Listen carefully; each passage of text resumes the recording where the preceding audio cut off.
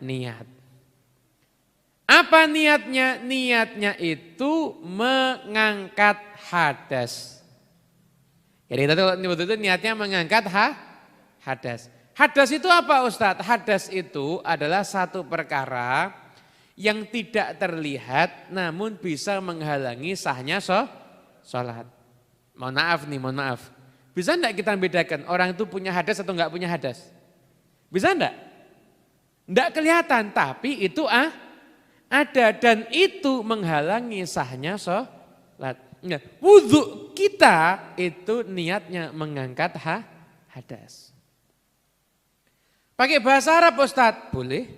Nawaitu raf'al hadatsil asghar. Bisa. Nawaitu raf'al hadas saja boleh Ustadz? Boleh. Pakai bahasa Indonesia boleh Ustadz? Boleh. Pakai bahasa Jepang boleh Ustadz? Silahkan. Saya orang Madura Ustadz, pakai bahasa Madura boleh? Boleh. Bahasa Jawa? Boleh. Yang penting niat. Niat itu letaknya di dalam melafatkan hukumnya itu sunnah. Paham ya? Niat yang penting niat untuk ngangkat hadas. Apa sih niat itu? Pokoknya Anda kalau wudhu itu sadar Anda ini mau ngangkat hadas ya cukup itu namanya niat. Itu namanya niat. Nah, walaupun niat itu juga ada syarat-syaratnya ya. Juga ada syarat-syarat yang jelas yang niat itu ya juga harus orang yang beragama Islam. Ini syaratnya niat sendiri. Orang itu beragama Islam. Udah setelah itu yang kedua itu adalah orang itu sudah tamyiz. Udah tamyiz. Setelah itu juga di antara syaratnya niat adalah tahakkukul muqtadhi. Jelas tujuannya itu mau apa. Jenengan niatnya itu mau ngangkat hadas atau memperbaharui wudhu itu harus jelas. Jadi saya ingatkan.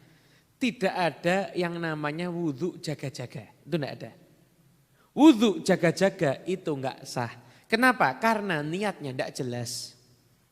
Syaratnya niat itu harus jelas. Enggak ada, saya wudhu untuk apa? Jaga-jaga, enggak bisa. Habib saya ragu-ragu, apakah wudhu saya sudah batal atau belum? Jadi saya mau jaga-jaga, saya wudhu aja. Jangan jaga-jaga wudhu. Ngawur itu enggak ngikutin aturan. Gini loh, Anda jalani hidup pakai ilmu. Saya ragu-ragu Beb, saya sudah wudhu atau belum? Ya udah gini, Anda ingat wudhunya? Ingat batalnya? Enggak, berarti Anda yakin wudhu, ragu-ragunya itu Anda batal. Yakin sama ragu menang mana? Yakin, berarti saat itu Anda dalam keadaan wudhu, Anda dalam keadaan suci, paham? Kamu ingat, saya ragu-ragu Beb, saya sudah wudhu atau belum? Ingat batalnya? Ingat. Tadi jam 2 saya buang gas beracun. Setelah itu saya mau sholat asar, saya ragu-ragu, saya udah wudhu atau belum ya? Berarti hadasnya yakin, wudhunya ragu. Berarti kondisi Anda saat ini, Anda sedang dalam keadaan berhadas. Paham ya? Enggak ada wudhu jaga-jaga, enggak ada. Ragu-ragu, ya pokoknya wudhu aja ada. Niatnya apa? Ya pokoknya jaga-jaga, enggak ada. Jelas, ngangkat hadas atau tajdidul wudhu. Anda memperbaharui wudhu itu harus jelas. Ya Beb, saya ingat saya wudhu dan saya juga ingat saya itu buang gas, berhadas. Tapi saya lupa yang duluan yang mana. Saya lupa, saya itu tadi buang gas dulu baru wudhu atau wudhu dulu baru buang gas. Nah kalau seperti itu berarti Anda batalkan saja wudhunya. Setelah itu wudhu lagi. Cara membatalkan wudhu tahu kan? Ya pokoknya masuk kamar mandi jongkok kan nanti mau tidak mau kan keluar sendiri biasanya ya. Ya itu kalau sudah buang air kecil kan batal wudhu. Selanjutnya setelah itu Anda wudhu.